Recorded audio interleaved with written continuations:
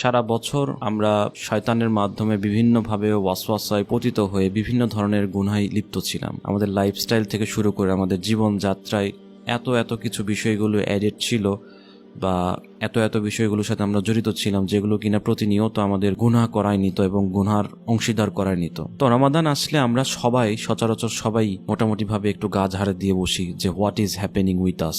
এই মাসটাতে আগে যেরকম নামাজ কাজা দিতাম, এই মাসটাতে নামাজ কাজা দিই না, নামাজ পড়ার চেষ্টা করি। এই মাসটাতে রোজা রাখি, এই মাসটাতে খারাপ কাজগুলো থেকে বিরত থাকি। এই সেন্সটা কিন্তু আমাদের বাই ডিফল্ট তৈরি হয়। আল্লাহ সুবহানাহু ওয়া তাআলার অশেষ মেহেরবানিতে আমরা এই রমাদানকে পেয়েছি।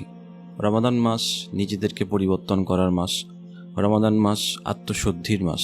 এই রমাদান মাসকে একটা ট্রেনিং সেশনের মতো ধরা যায়। তো এইটা যেহেতু একটা ট্রেনিং সেশন, এটা যেহেতু একটা ট্রেনিং পিরিয়ড, এবং এই মাসে আমরা অনেকটা কনসার্ন থাকি ভালো কাজ করার দিকে, ইবাদত করার দিকে, গুনাহ থেকে দূরে সরে আসার